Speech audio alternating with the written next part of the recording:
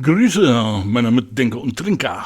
This is the last video where we take a look at the recorded works of UFO. Thinking a bit longer than I imagined, but there you go. Okay, we follow on from last time where we ended with The Visitor, the third in the, I will refer to as the Vinnie Moore era. So subsequently to that, we get another 3-year gap. Now, there's still at this point no permanent replacement for Pete Way on the bass. On this occasion, Lars Lehmann plays presumably on a session basis, and so I have no idea who he is. The rest of the lineup does remain the same, and Tommy Newton does again return to produce. So, 2012, 7 Deadly. What do we get? Well, it opens nicely, I think, with Fight Night, which is a brisk and, I say, purposeful even opener. Launches the album, introduces it nicely, gives it a definite sense of momentum. It's a nice feel to it, it's compact, it's driving, sets a firm, confident foundation. Riff and structure do have something of an AC/DC feel to it, and that's not a bad thing. But Morg adds one of his typical vocal melodies over that, with a decent hook to it. Maybe you wouldn't get on an AC/DC song. I don't know, but it's very much a UFO song. Decent chorus, nice strong opener. Okay, Wonderland up next. Another strong rocker, I am pleased to say. Got nice pace to it, nice drive, another strong chorus. It's nice to hear something exemplifying their rock credentials, as well as the more blues-based direction they've gone down in recent releases. And this one certainly gets the feet tapping. I really like it. It's strong, memorable. Yeah. So far, so good. Okay, Mojo Town is up next. This one really goes for a groove, and it gets it. It's relaxed, it's bluesy again, but it's got a real sense of swagger and arrogant ease almost to it, which is all right. It's a change. We've had two fairly straight up rockers, so yeah, fair enough. However, it goes a little too far towards the blues, I think, for my taste. Certainly on the verses, and I have to say the chorus, pre-chorus, normally one of the band's strong points, isn't it? That they can write something engaging that grabs the attention. Without going for the obvious tropes that many other bands had to rely on. But in this case, it doesn't really grab me. It's not that effective, I don't think. Not at all bad, but at the same time, it's nothing to get too excited about. One gets the feeling this should have been better, because I think the fundamental backing track, if you like, is really strong. And I have to say, once again, although I could probably say this for every track, but Vinnie Moore, really impressive on this. Okay, Angel Station. It's more spacious in nature, in construction. Slower, slightly. Yes, it is slow. Unhurried. It unfolds, whichever you prefer, in a laid-back, almost patient manner. Pacing, it introduces a certain sort of reflective feel about it, reflected in the lyrics. But it does allow the melodic elements to linger rather than having them pushed at you.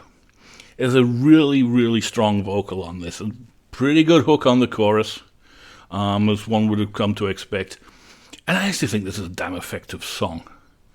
Again, it's another one, I've said in the last review, a couple of these things on first listen just...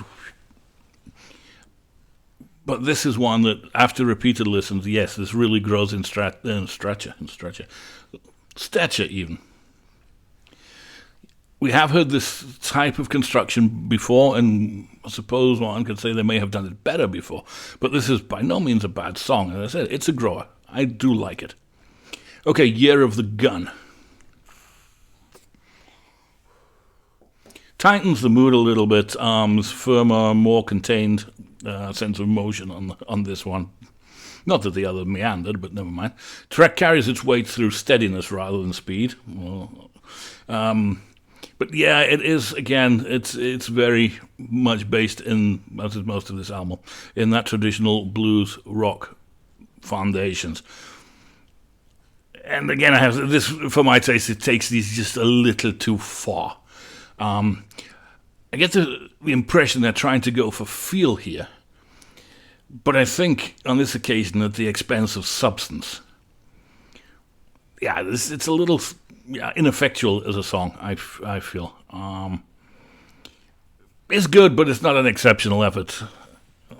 Could have done better, maybe. No. Okay, The Lost Stone Rider. Again, very similar tempo and construction. Too many songs on this album, I have to say. It's another mid-place blues rock number, not offering too much in terms of musical invention or innovation or difference. Again, I have to say it's done more than competently, because it is. But the vocal melody, again, on this one doesn't really stand out. There's nothing to grab the attention, nothing obvious at least. Yes, one that I probably did, again, dismiss on first listen, but going back over them, yeah, there's not too much here. It's not bad, but it's not the most engaging of songs. Okay, Steel Yourself, more compact, more focused, restores a little bit of momentum. However, its structural and musical similarities to the rest of the material have to be, well, cannot be ignored, shall we say. What saves this one, however, is a really strong vocal melody, which is good, especially on the chorus. It's not a standout composition, but it's one that does at least grab your attention. I'm not saying it's superficial, because it isn't, but it's, it's... In the days of yore, it would have been filler. I think here it's looking a bit better, and especially on this album. Okay, Burn Your House Down, which is more ballad-esque. Movement of the song, it's fluid, it's open, but again, fairly typical structure. Performances, however, do elevate this one. Everybody really comes to the party. Morg is particularly effective, as is Moore. Again, there's nothing revelatory about it, but the stars have aligned more for them on this one, and it's an effective, strong composition. I like it. Okay, The Fear. Okay. Again, I don't really... I'm running out of adjectives. So this, again, is very similar in feel, in pacing, and construction to too much of the album. Sort of mid-tempo effort, or maybe slightly more drive to it than that. It has kind of a bouncy feel to the rhythm, although again it is very bluesy, very blues-based. And I have to say that extends to the vocal and the guitar playing on this one. Yeah, I've said it before, the problem with the blues is if you don't get it right, it can be very dull and uninspiring. I wouldn't say this is particularly dull or particularly uninspiring, but I'd have to say it's unexceptional.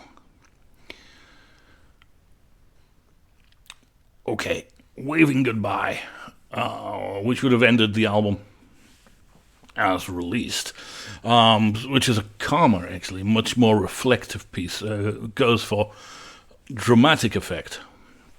Stylistically, yes, it is very much in keeping with the other things on offer, but it works here. The flow is unhurried, and it benefits from another excellent Moog vocal and vocal melody. If it is symptomatic, shall we say, or consistent with the style of the rest of the album, then yeah, okay, it is. But on this occasion, the construction, the arrangement, the performance, they really hit the sweet spot. Again, it's another one. The stars have not tried to do anything musically too different to the rest of the tracks, but the stars have aligned on this one. It's a really strong effort. Perhaps the best one on the album. Okay, My Vision has a couple of bonus tracks. Other Men's Wives. It's a lighter, more playful feel to it compared to the rest of the album. It's very similar in style and construction to being a blues rock type thing. Again, I say there's nothing exceptional about it. It's pretty good fun.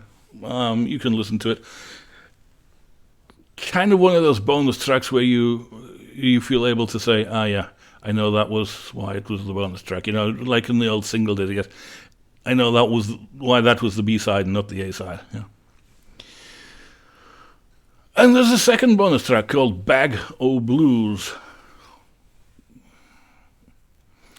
As the title suggests, this is it's very much a blues song. It's largely piano and vocal based.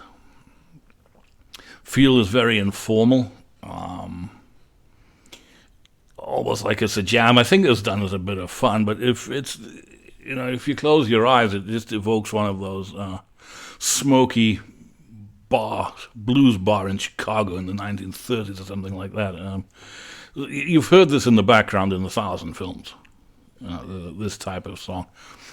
Now, you either like it or you don't. I don't particularly like this kind of thing. It may have been done as a bit of fun, I suppose, but I don't particularly get the joke. And that was that. Now, as with the last few releases, Tommy Newton has delivered, I suppose what for him by now has become a fairly standard production. So I've already made my comments in the last video. If you're not complaining about the production, it's a good production. I'm not complaining about this production. As opposed to the last album, The Visitor, yeah. This one at least starts off with two really good, strong, rocking numbers. So okay, maybe I wasn't the only one who had those thoughts, or even back in the day. And it starts in a really promising style. However, after that, it does rather descend very much back into this laid-back blues, slightly boring on occasion, type of songs and constructions that I won't say plagued The Visitor, but, were very symptomatic of it. Obviously, this is what they decided to embrace at the time at the expense of the hard rock numbers. Because, all right, they've recorded two on the album. They obviously still had the ability to do that. So one has to assume this was a conscious decision. I just don't think it was the right one. I think the rockier numbers, especially on this album, were two of the very best. Okay, what do I think of it? It's not really my thing. It's a decent record, it really is, but there's just simply too many songs which don't stand out, and they're all, as I've said, there's a very heavily blues-influenced rock songs, but at the bottom end of the rock scale, if you like, the blues is more prevalent. There's nothing that excites too much here. Yeah, there's not too much that gets your feet tapping, shall we say. Well, yeah. As I said last time, that was something that perhaps let down The Visitor. I have to say this one is perhaps slightly less interesting. I think there are 3 or 4 songs on it that are worth listening to, but I'm just not that keen on the rest. And if I, as I did say on the last video, that before making these videos, my opinion of the Vinnie Moore era was that it was pretty ho-hum, pretty middle of the road, average records. Now I've had to, again, on the last video I said I've had to reconsider some of them. They're much better than I thought, but maybe my opinion was based on this one, because that's exactly what I think it is. It's not bad, but it's just not that exciting. Vinnie Moore, I mentioned him, is superb throughout, as he has been on all of them thus far. His playing is tasteful. His soloing, especially, is very good, very impressive. There's no bad guitar work on the album, and my criticism is perhaps not as much aimed at the backing tracks, although obviously, yeah, they all are written in a similar vein. But unfortunately, it seems to be Phil Mogg that on a couple of occasions just hasn't been able to, come up with that little bit of magic that we all know he can. And yeah, I suppose ultimately I do find this slightly disappointing. Well, after that, there was another 3-year gap, during which they recruited Rob DeLuca as a full-time replacement for Pete Way on the bass. And this would be his one and only album. Album of original material with the band. Now, for unknown reasons, at least unknown to me, Tommy Newton did not return as producer. Maybe it was just an availability thing. I can't. Maybe they did fall out. Who the hell knows? But from my point of view, there was no reason to get rid of him. But on this occasion, they bring in Chris Sangaridis, who's had a very impressive CV. And so, as I said, this turned out to be the final album of original material, released in 2015, A Conspiracy of Stars.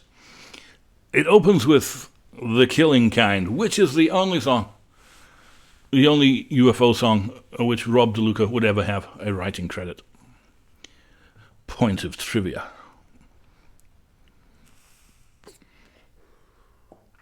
As with the last album, this opening track sets a really solid rhythm, good rocking foundation, a nice forward-pushing feel to it. This it feels fast, it feels purposeful even. It's grounded rather than hurried, but no, it's got drive to it.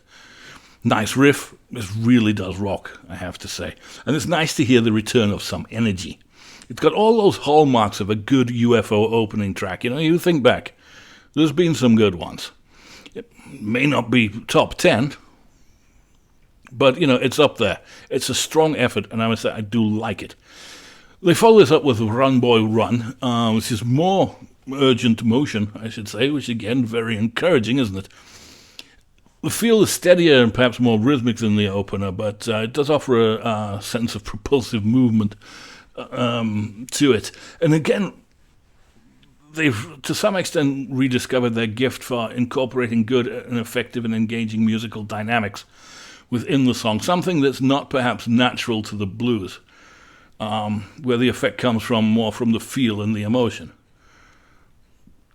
The blueprint of the blues is fairly, by the numbers, isn't it?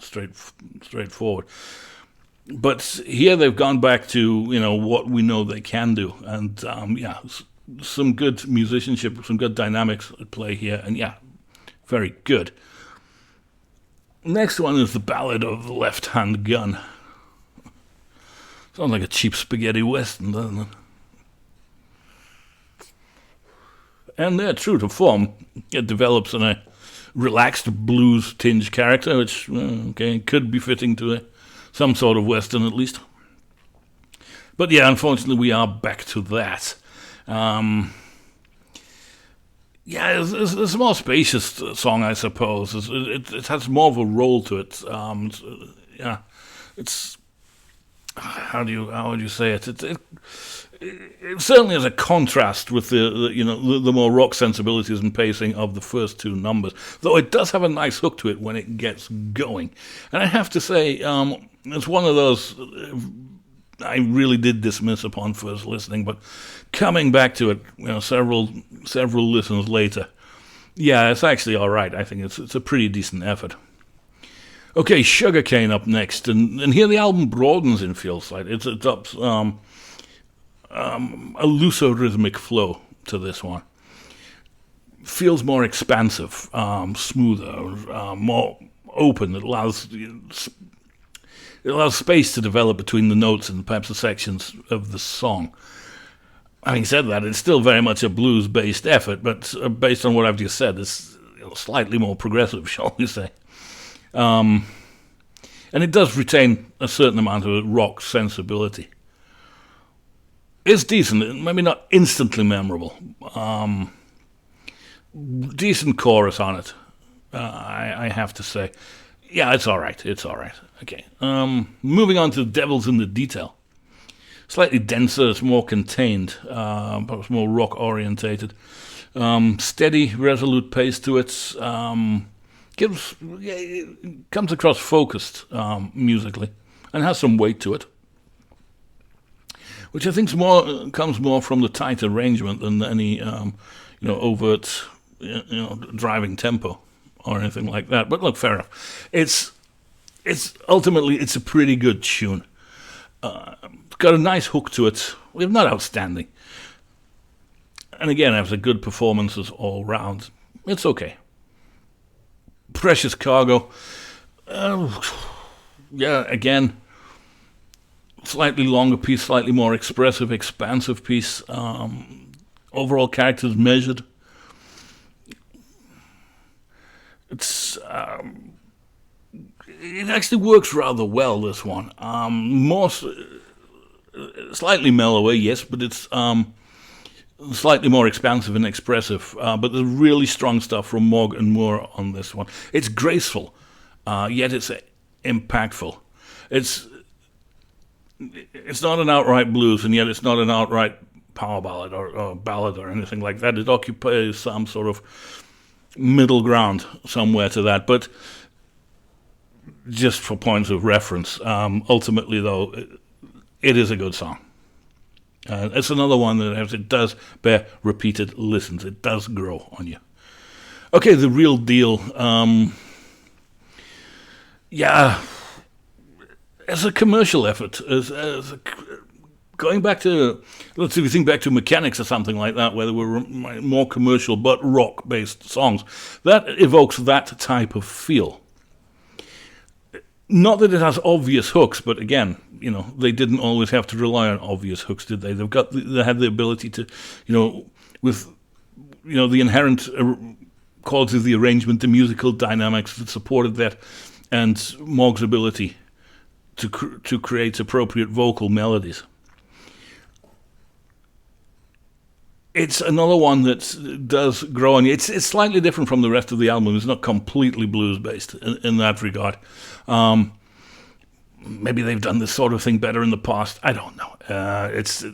No, I do know. They have done this sort of thing better in the past. But this is a very good song, very well executed, and it's nice to hear something different again. Okay, One and Only is similar in construction to the last one, but this is tighter rhythmically and better paced, I think. Another commercial effort, again, think Mechanics if you want, for that type of feel. It's the sort of style, at least, it seems to be going for. But this is a much better effort. It does sit up there, actually, I think, with some of their best melodic efforts from yesteryear. But and certainly of recent vintage, it's one of their strongest efforts. And what really makes it, again, I think you have to say it's Phil Mogg and his vocal melody on this one. Yeah, he makes it's subtle, but he doesn't make it utterly engaging.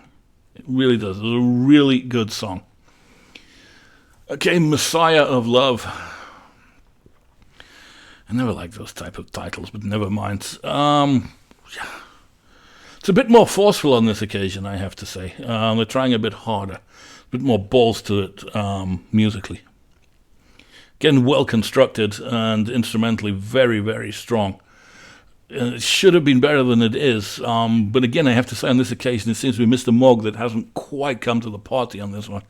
The top line on this is not as engaging or convincing as it could have been, or perhaps should have been. But it's all right. Rollin', Rollin', which would have concluded the album in its initial form. This presses much harder on the verses. I suppose it opens out and relaxes slightly more on the pre-chorus and chorus. Chorus very strong here. A lot of light and shade on display in this construction. The acoustic bits, the rocking bits, the as I said, for the chorus, pre-chorus and the chorus, they step it back a little bit, open it up. And for once, they have not restricted themselves to a typical blues-based song construction. And my God, it's dividends here really has something actually really good has come out of it. They've tried something a little different, perhaps gone back to what they knew in the past, and it really has paid dividends here. This is really best thing on the album, very, very easily. It really is that strong. Of the Vinnie Moore era, it's certainly one of the highlights. Yeah, really good song. All right, my version does have a bonus track, King of the Hill. Rattles along at a decent tempo. It's lively enough, I suppose. Nice riff to it. It's just not that exceptional, but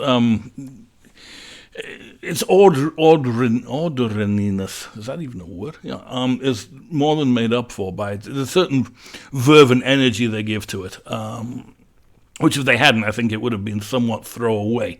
But again, it's another one of those things, yeah, it's a bonus track. And I probably know why. Well, that was that. And Sangarides had done a good production job on this, actually. I mean, if I hadn't known, I would probably have just assumed that Tommy Newton had produced this, because it doesn't sound that dissimilar.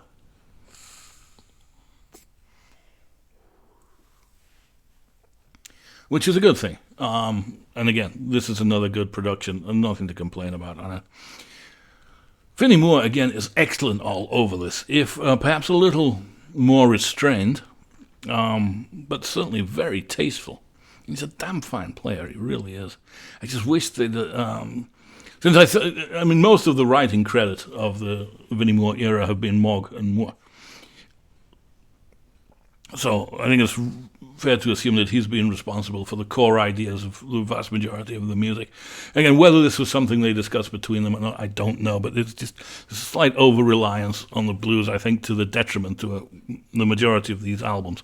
But anyway, his playing is superb, and he more than justifies his position in the band, and his contributions are easily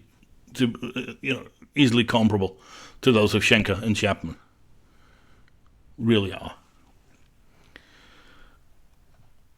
Mogg's his usual self on the majority of this album. It's a couple of times perhaps he didn't quite come to the party, but in terms of writing, his vocals are uniformly superb. And at least this one rocks on a couple of occasions. So I think it is, in my opinion, it is superior to Seven and Deadly. Oh, that was that. That was to be their last album of original material. I have to say the Vinnie Moore era did not represent that late career renaissance that, say, Deep Purple especially, and say perhaps also Uriah Heep currently experiencing. These albums are much better than I remembered them. They really are. And if they did not go out quite at the very top of their game, they most certainly did not embarrass themselves. There's an awful lot of strong material contained in these last few albums. As I've alluded to often, I think they limited themselves with this blues-based focus. I think it resulted in far too many mundane, uninspiring, unexceptional songs. And it just gave the albums a very, consistent, not in a positive way, feel of tempo and construction like that. And it was where I've become much more excitable when discussing them is when they've stepped away from that and tried to do something a little different.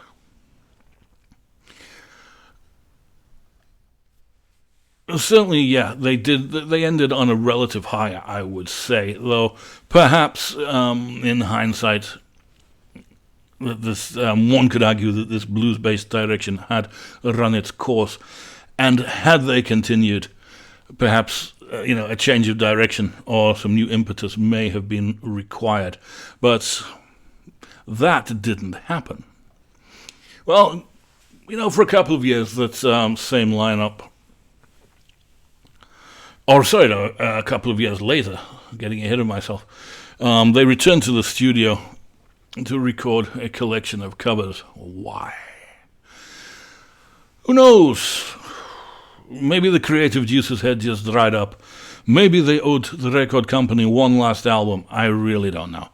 But anyway, 2017 we get the Salentino cuts. I'm not going to review this in detail. I mean, they covered Hearts Full of Soul, Break On Through, River of Deceit, The Pusher, Paper and Fire, Rock Candy, Mississippi Queen, Ain't No Sunshine, Honey Bee, two Rolling Stones, Just Got Paid, It's My Life. From everybody from the Yardbirds, the Doors, to the Animals, ZZ Top. These songs will doubtless be familiar to you. Now, I've said in many other videos, I do not like covers albums, and I'm not going to make an exception for this one. But if I'm honest, they seem to be enjoying it. They do give the tracks their own spin, which I think is a good thing. They haven't just gone note for note copy sort of thing. They've tried to breathe their own UFO identity into them. I must be honest, I listened to it just for the purpose of this video. I enjoyed it. I won't be listening to it again, though. Sad that they finished on this note. Thought maybe if Seven Deadly had been their last album, I may have been more inclined to argue that, well, yeah, okay, maybe it had run its course, but I thought A Conspiracy of Stars showed more promise.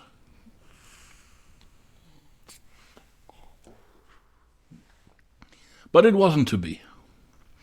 So that was effectively that in terms of recorded output. The band continued to tour. Their farewell tour was announced for 2022, been postponed due to the COVID nonsense. But it was ultimately not completed as Phil Mogg suffered a heart attack. Now, just prior to that, a couple of years, in 2019, Paul Raymond had already died and had been replaced in the touring band by Neil Carter, who was obviously in UFO in the 80s. And since then, ex-members Paul Chapman and Pete Way have also passed away, sadly. And ultimately, to cut a long story short, when interviewed in 2024, Mogg confirmed, the band is over. And I think they played their last, I think it was a UK tour they did, just prior to his heart attack in 2022, and that was ultimately that. Well, the story's not quite finished. Well, in 2024, Mr. Mogg released a solo effort entitled Mogg's Motel.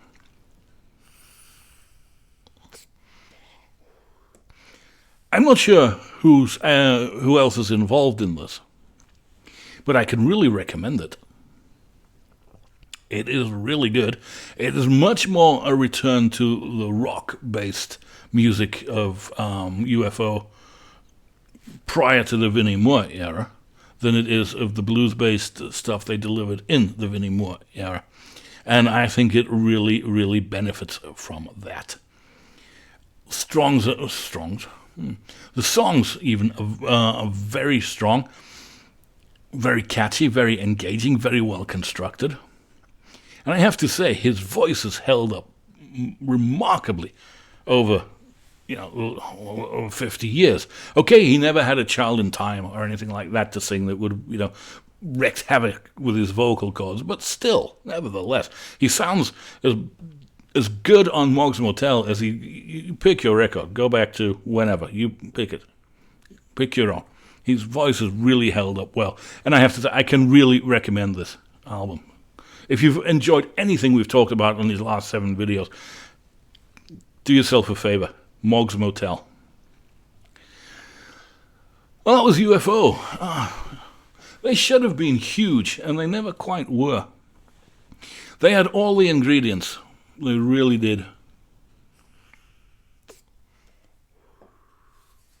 You think back in the 70s when they hit their, probably their commercial peak, they had everything going for them, didn't they? They had Schenker on guitar, and not only a virtuoso, but, the Wild Man and stuff like that. They wrote really good songs and made really good albums.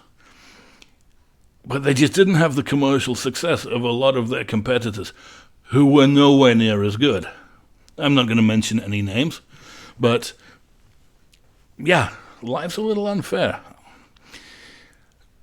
They are, to me, not the only band. There are a couple of others, if I may get round to discussing at some point in the future, that to me exemplify what is meant when people say melodic rock. Now, each may have their own definition, but when I think of melodic rock, I do not think of AOR, corporate rock, or something like that. Journey, Foreigner, Boston even, I don't know, no. That is AOR, that's corporate rock, whatever. To me, melodic rock is a band who wrote really good, genuine, authentic rock songs, but infused them with that killer sense of melody, subtle often, but really made it work. But they were genuine, they were gritty, they were European and perhaps not American. And they didn't have that American corporate AOR sensibilities about them. Okay, they came close a couple of times in the 80s, but, we all have those moments in our lives. We've all done things we wish we hadn't. But no, they were genuine, they were gritty, honest, and they made really, really good music. But again, as I said, I don't think they ever really achieved the commercial success, perhaps even critical acclaim, as some other bands. Such is life. Now, it's been, well over 20 albums we've discussed in these last 7 videos, and obviously there has been some fluctuation of quality. It's unavoidable, given the length of the career and, the comings and goings of various people and, various lifestyles, or lifestyle choices. But I won't allow there's a bad album in their catalogue. And I think when they really got it right, they really did. But there's not a bad album. It's incredibly consistent body of work. And, yeah, anybody that likes it, that sort of thing, anybody that likes that type of rock, and you're not aware of UFO, do yourself a favor and check them out. And if you are a fan of them, what do you think? Am I right? Am I wrong? Have I undersold them? Oversold them? Should they have been more successful than they were? Please let me know your thoughts. And also feel free to like, to share, to subscribe, and all those good things. It's been a great journey, I think. I've really enjoyed listening to all these things again, especially those that I'd neglected over the years. And I hope you've also enjoyed it, and I thank you for your indulgence. I wish you well, and until next time, ma chonquière.